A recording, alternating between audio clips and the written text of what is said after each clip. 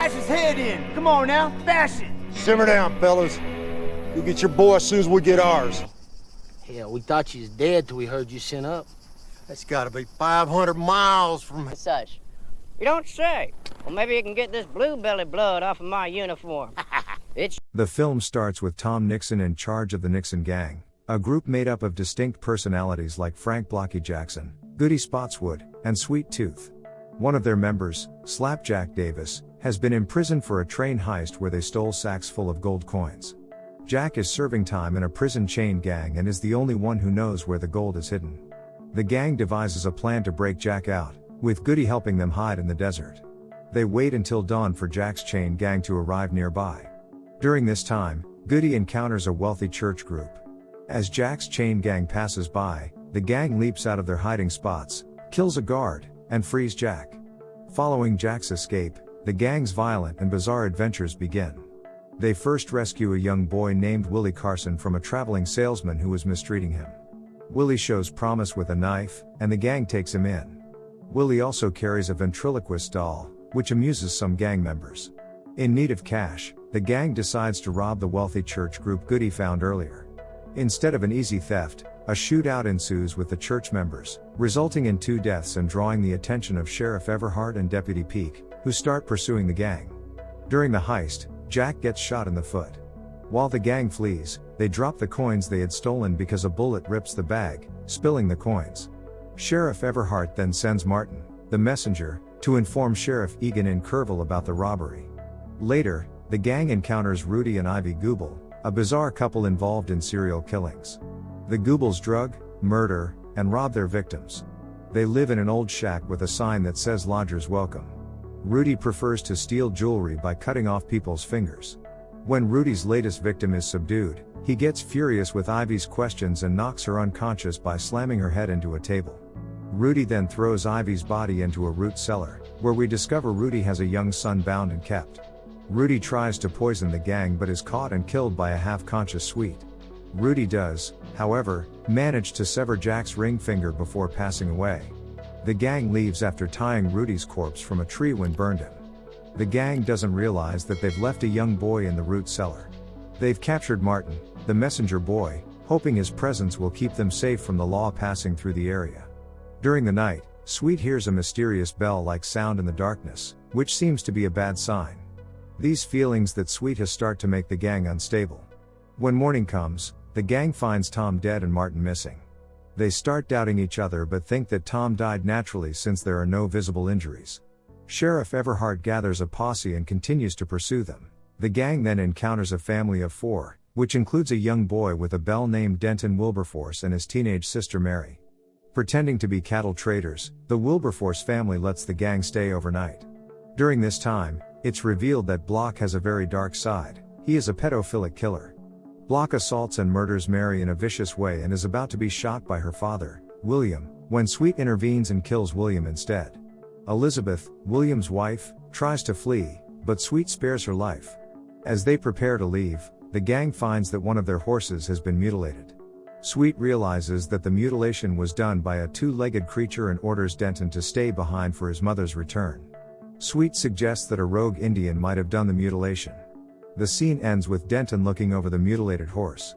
The group then heads to the Lacey, a bar, where Sweet notices an attractive prostitute named Pearl. Pearl, looking for a change in her life, thinks joining the outlaws might be a good idea. At the same time, the gang robs another prostitute, Fat Snatch, who is busy with Willie. Snatch manages to escape and alerts Bud the bartender about the robbery. Block, who refused to enter the saloon, knocks out Bud as he tries to chase the gang. An unnamed local saloon sheriff also tries to follow, but Willie embraces his criminal life by throwing a knife at the sheriff, hitting him. Oddly, Sheriff Egan arrives shortly after and finishes off the injured sheriff with a gunshot. At night, the gang is startled by a bell-like sound again, which turns out to be Pearl tracking them. She sells her possessions to join the gang and learns about Sweet Tooth's past. Pearl seems very interested in Sweet's bracelet. Sweet has a nightmare about a strange attacker with glowing eyes and wakes up scared. Goody is suspicious of Pearl and tells Sweet Tooth his concerns. The gang then stays at a hotel in Bastrop, where Sheriff Everhart is also staying. Sweet kidnaps the porter and dresses in his clothes to warn the gang about the sheriff. Pearl keeps asking Sweet about the gang's hidden gold. Sweet discloses that the group knows about the hidden gold, but he alone has the map. They set out at dawn, leaving a note for the sheriff saying he just missed them. As they continue their crime spree, the law is hot on their trail. That night, they gather around a campfire discussing their future wealth when Sweet hears a bell-like sound again. He fires into the darkness, but they see nothing. The next morning, the map and Pearl are gone, and Jack is gravely ill.